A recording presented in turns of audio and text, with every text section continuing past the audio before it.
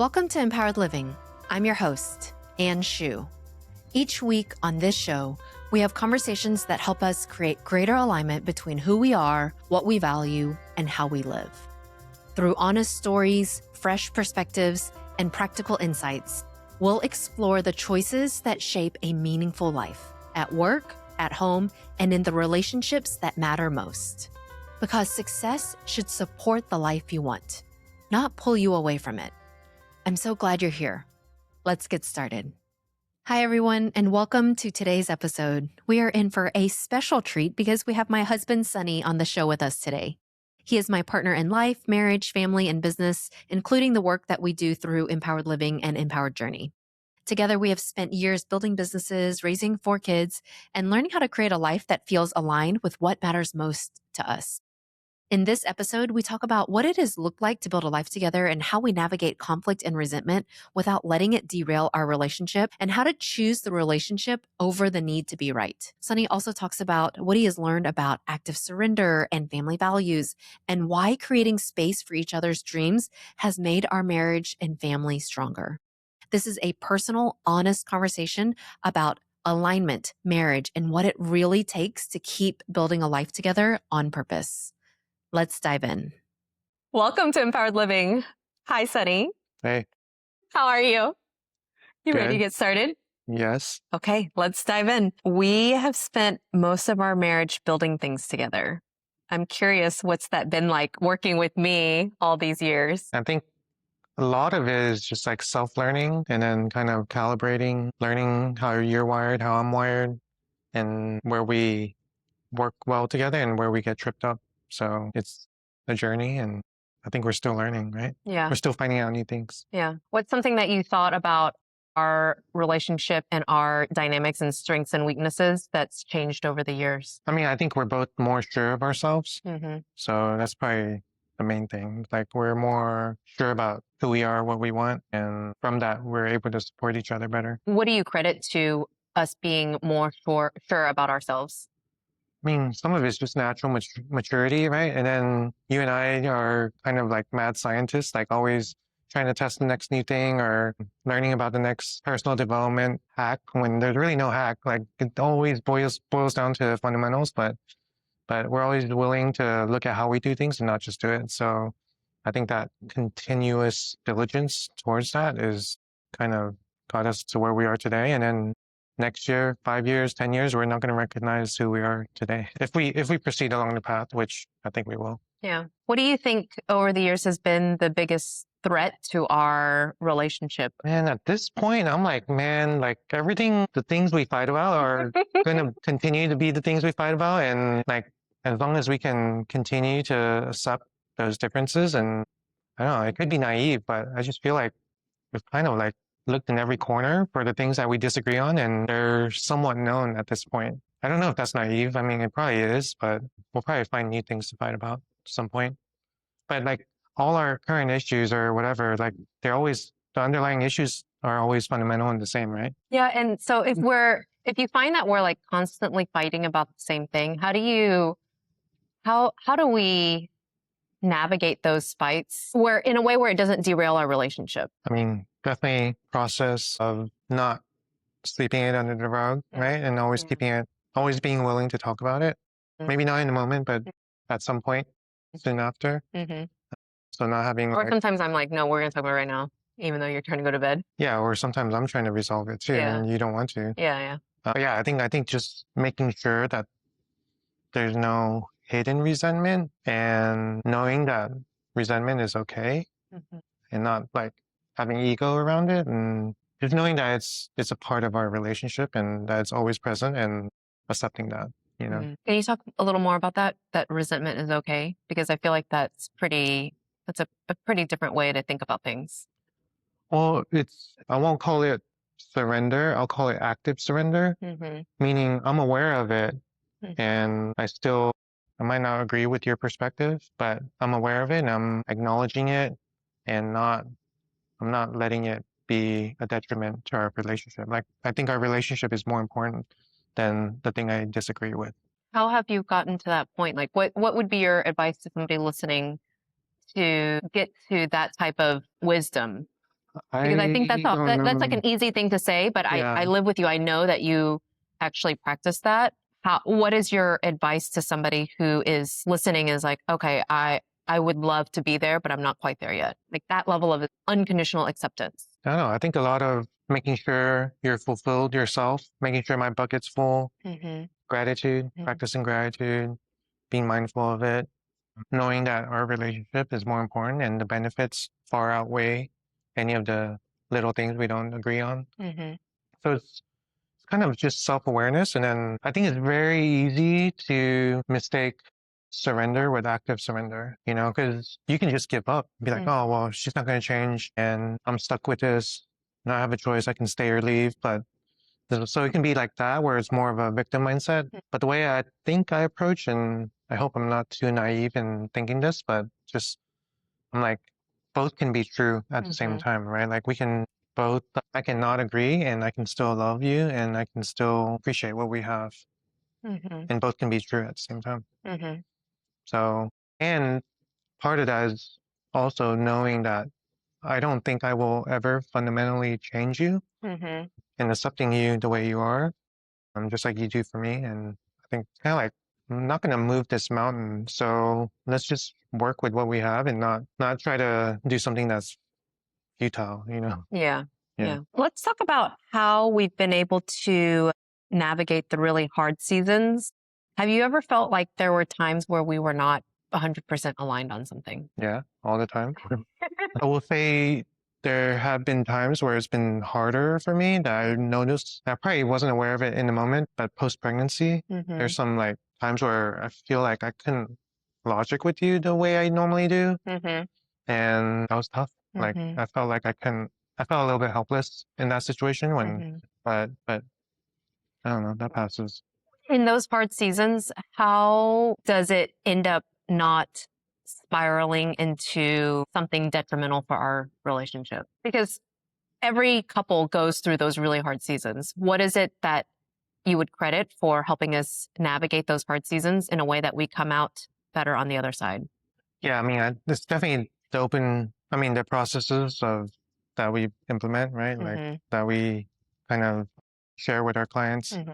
but just like the ongoing communication, that the process around it, the continuous self-discovery, I mean, what do you think, right? Well, I'm curious what you mean by processes, because I Well, think I like know, but like, our weekly meetings, the mm-hmm. fam meetings, us continuously assessing where we are in life and setting new goals and trying to make forward progress versus just doing things the same. Yeah.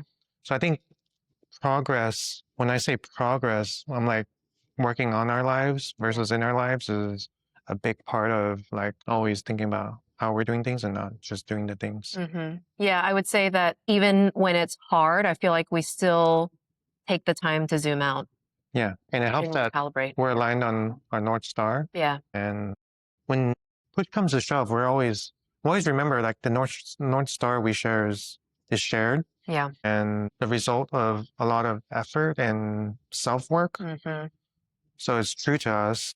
And so if we get into a little hiccup, we realize like, hey, like we know where we're going. Mm-hmm. So we're less distracted by the minutia of today. Yeah. I feel like one thing that we do really well is we make space and honor each other's dreams and passions and goals. I know that in the beginning, for me, it felt like your dreams were in competition with mine almost. Like the space for your dreams meant taking away from mine. And so, but I feel like we've navigated that in a really healthy way where now we really do honor each other's dreams.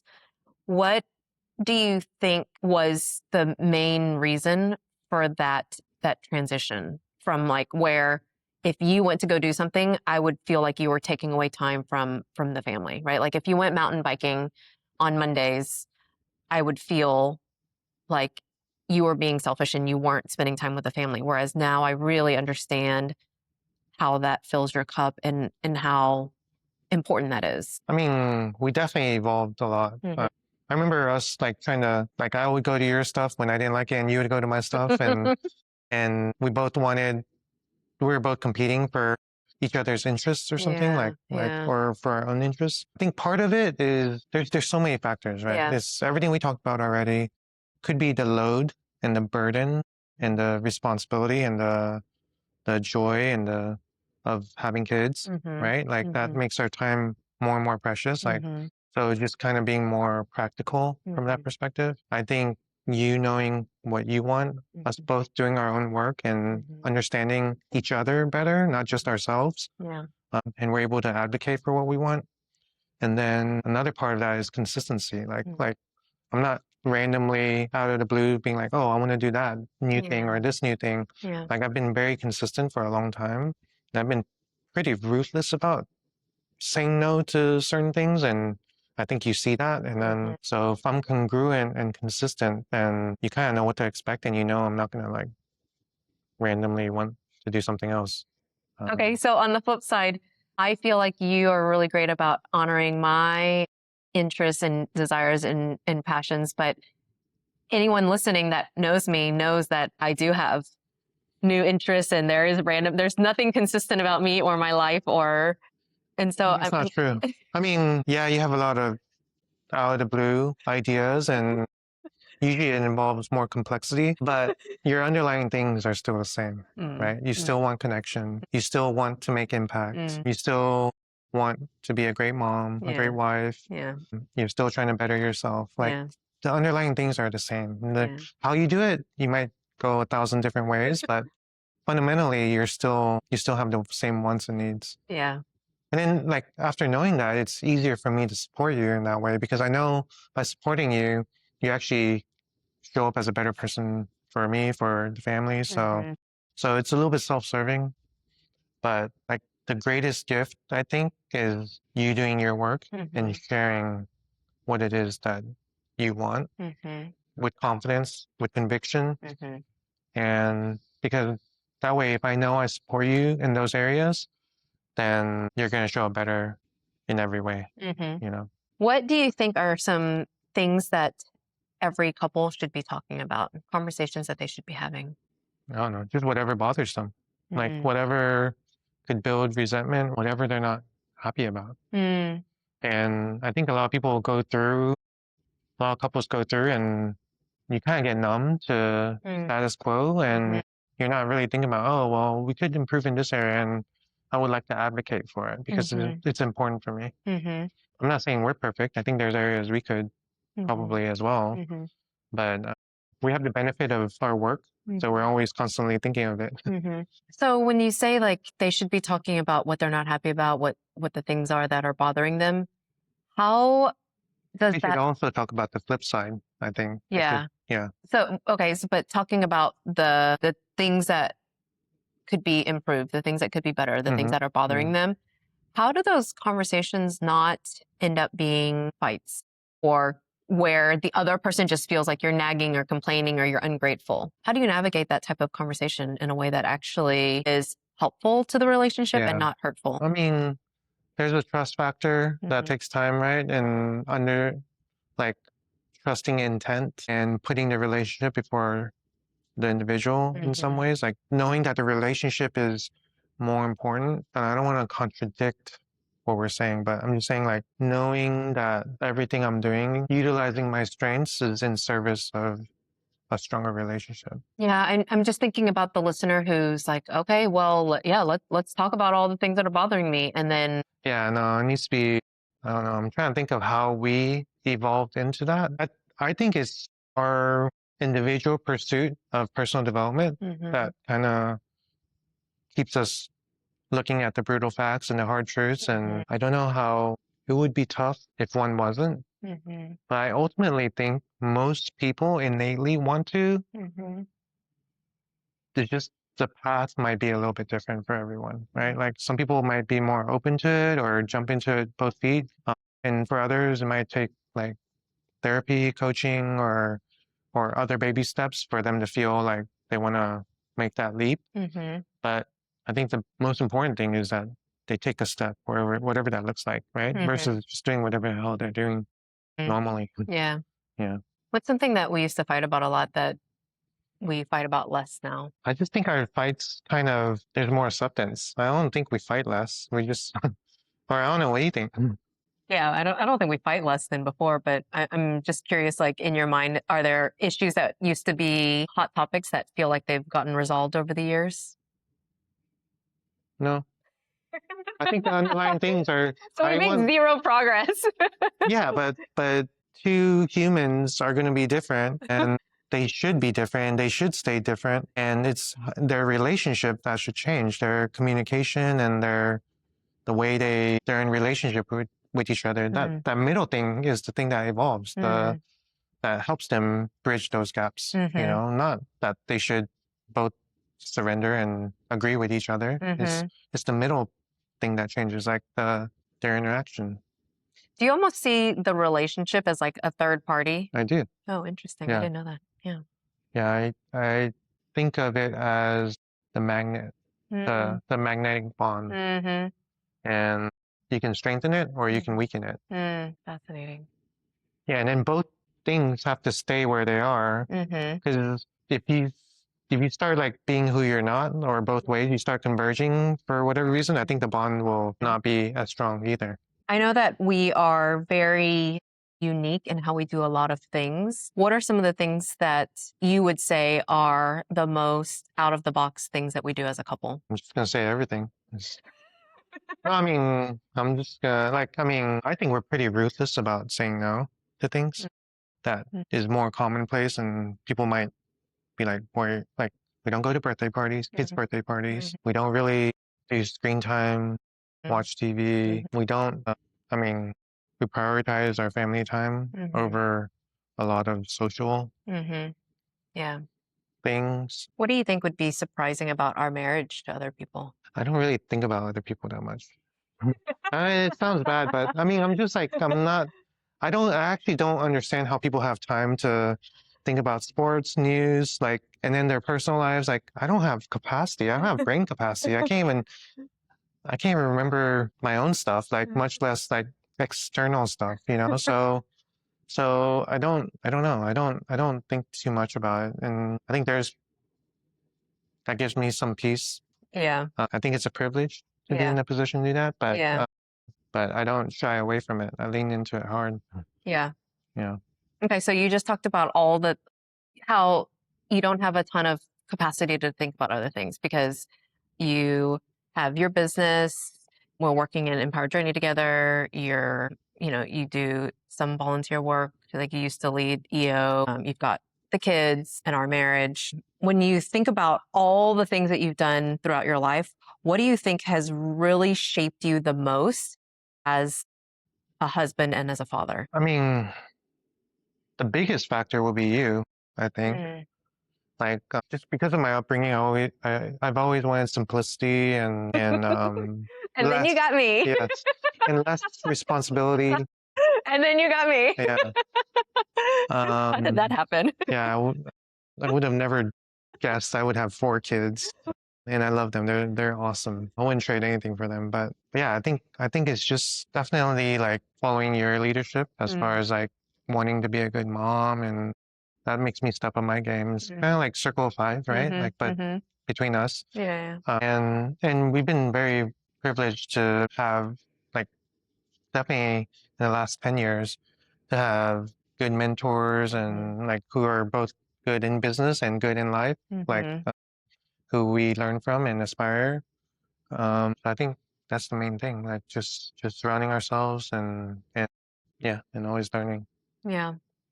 How has your definition of success changed over the years? Like think back Oh, it's starting from always, yeah. when you were, in the family business, working with your parents all the way to now. It's interesting because I think I was always fascinated, and like I had a atypical childhood. Like, because we grew up in a mom and pop, like all we did was work, work, work, work, and that was like kind of the dominating theme in our lives. So I think in some ways and I didn't have language for this, but in some ways I didn't realize why I was doing. It's just I was kind of set upon a path, and it's how I grew up, and I never really had purpose that was self-determined. And so I've always been very curious about like what drives people and like why are you doing this? But yeah, I think I started developing that much later in life than most people. But like for the earlier parts of our relationship, and we've been together 20 years, I've been seeking time freedom. I think you have too. And even though I didn't have the language, all my decisions were revolved around that. And then that's informed our family decade dream. And then now we're, I don't know, 7 years into it, 6 years into it, 6.5. Into our family decade dream. Yes. I'm starting to evolve a little bit around how do our free days blend with our work days and how do our work days feel like free days almost like. So that's going to be the next iteration, I think, of our next decade dream. Yeah. Yeah. But at what point did you, because you grew up just working, at what point did you realize that working hard, building a great business wasn't enough to have a happy, fulfilling life? Man, I was in the fog, but the wake up call was my parents. I mean, and it was weird. It's like the more success we had, the more they grew apart, per se. But we were still in the fog. Like I didn't really, it's just kind of the way it was, you know. Yeah. But definitely when they separated, and that was like, holy shit! Like, why the hell did we do all this? Like, Yeah. it didn't make any sense to me. Yeah. And it was more of I wasn't upset at them. I was just like, what are we doing here? Yeah. You know, and we were together during that time, and it was just like that was a wake up call. That was like, that required soul searching, you know? Do you think that you could have had this shift in perspective without that big of a wake up call? No, I don't, unfortunately. But they said through adversity is kind of like your life's greatest lessons, right? Like, yeah, I don't, just because I was so siloed and my upbringing was so narrow. So now looking back, Yeah. if you were to share with the listeners, how can someone start to see the signs that the success they're working towards is costing too much? Like, what are some of those early signs that people could be looking for that you guys missed early on? Yeah, I mean, I think definitely one of the big things is we didn't have a big network. We were working so much, we didn't like, I mean, when I say working a lot, I'm saying 2 days off a year. Like, it's not, like, we worked every freaking day. It was insane. And even when we weren't working or when we got home, like, we are still thinking about work. So it consumed us. Yeah. I don't think that's like, that was just more of a more immigrant mom and pop mentality. So, but I do think like having friends, family, who are good role models and you can be like, oh, well, like you can learn from them. Like, and to the extent that you want to adopt certain principles or lifestyle. And I mean, the same can be, you can take that the wrong way and go keep up with the Joneses and all that too. So you just have to be careful about who you surround yourself with and what you choose to learn from the people you surround yourself with. Right.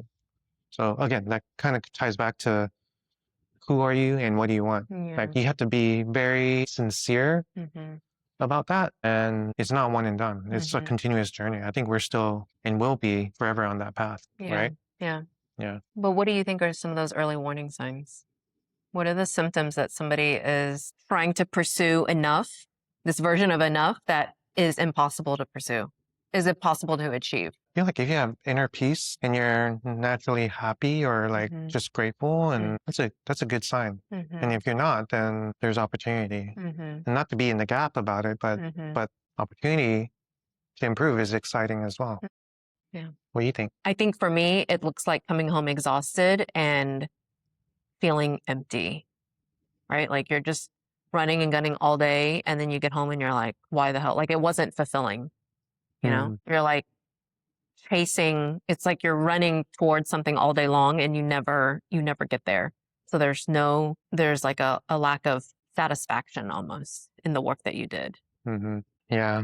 I don't know. I mean, it's tough, right? Because I could argue when I was working all those hours and like we were building something, we had business success, and that itself was kind of fulfilling, right? Even though there are many parts of the job I didn't like. But yeah, Yeah. So then how does somebody know? I think it's to continuously ask the question. What's the question? The question is, am I fulfilled?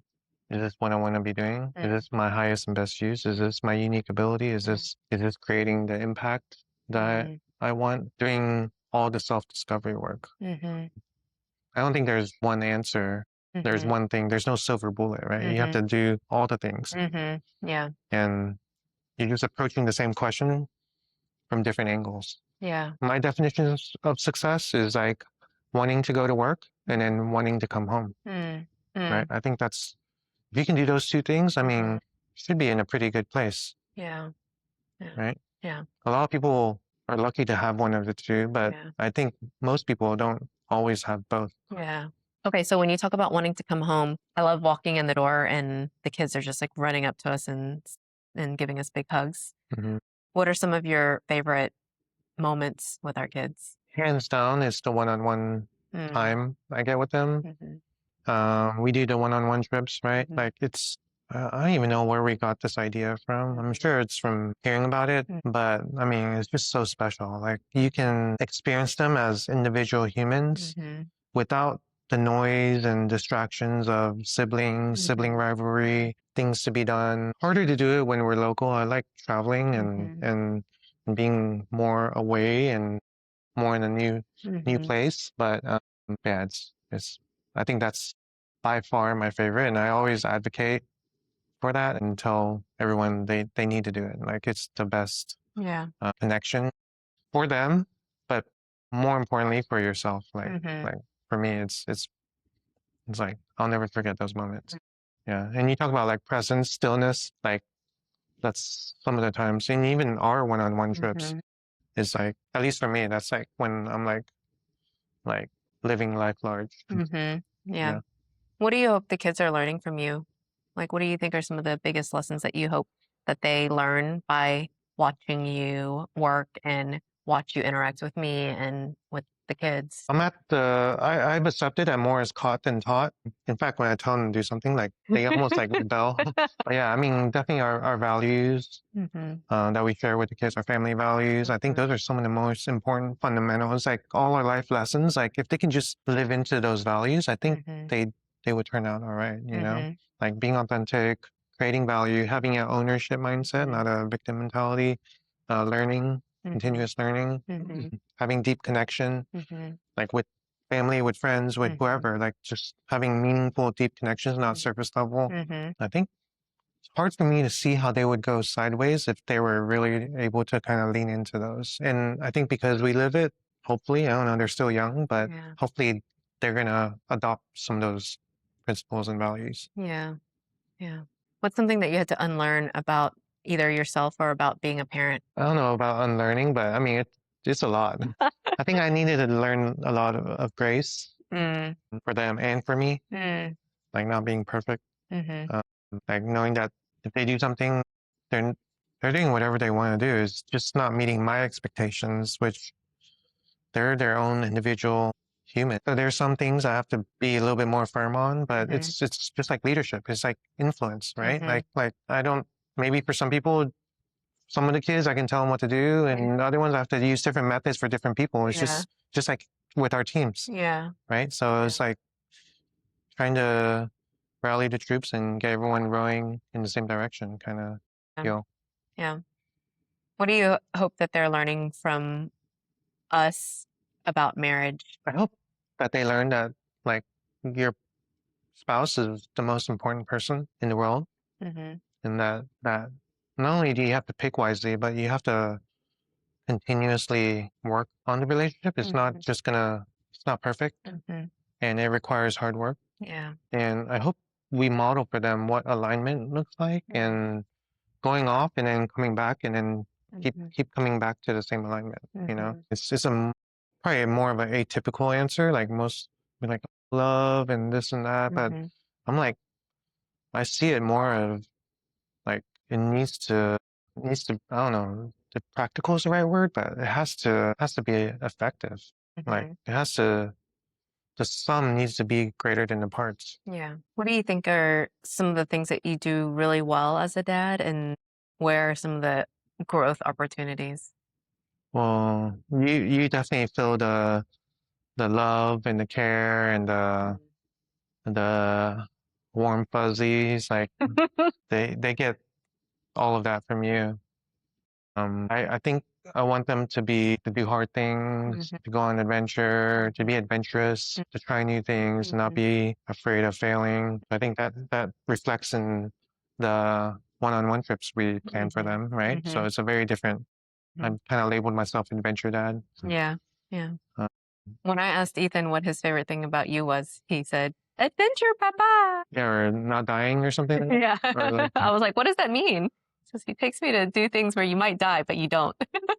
yeah, I'll try not to. For whatever reason, I expose him to more grown-up stuff. I don't give him the kiddie tools. I give him real tools, or if you're not gonna drive a Power Wheel, you're gonna go drive a go-kart, like no training wheels on your bike. Like Yeah. you don't like I try to like expose him to the more adult version of those things, of those sports. I don't know. I Yeah. just feel like it's more even in the clothes, I don't do a lot of Well, you don't kids or you're not babying them. yeah. Which I don't know. I'm doing the best I can and Yeah. they'll probably go to therapy for that at one point. I don't know, but it is what it is. When you think about what we're building together in our marriage and our family, what do you think has really helped us stay aligned around building a life around what's most important to us? Because I think it's so easy to get distracted and off track and pulled in a million different directions. And I feel like it is a constant battle, but I feel like we are pretty good about coming back.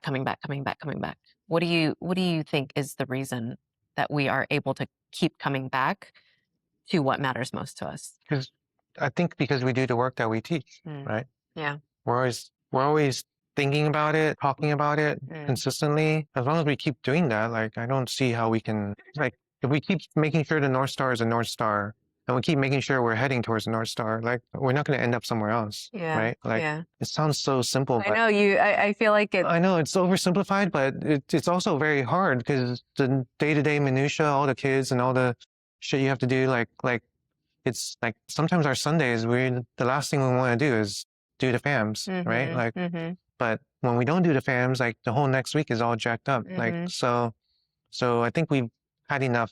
We know that investing that time is going to serve us better in the short term and the long term. Yeah. We've had enough stumbles along the way. Yeah. How do you know what is worth saying yes to and what should be a no? If it's aligned with your North Star. With the family and your personal, as long as your personal North Star isn't like totally opposite from the family North Star, you'll be fine, right? And generally it won't be because we've each defined our own, and then we created our family one after having that clarity ourselves, right? Yeah. It's a baby of both of our individual North Stars, What about the people that are listening that maybe only one of them's done the work, the other one doesn't want to, not interested? And that's super common in the people we've come across. But I always think people really want to do the work.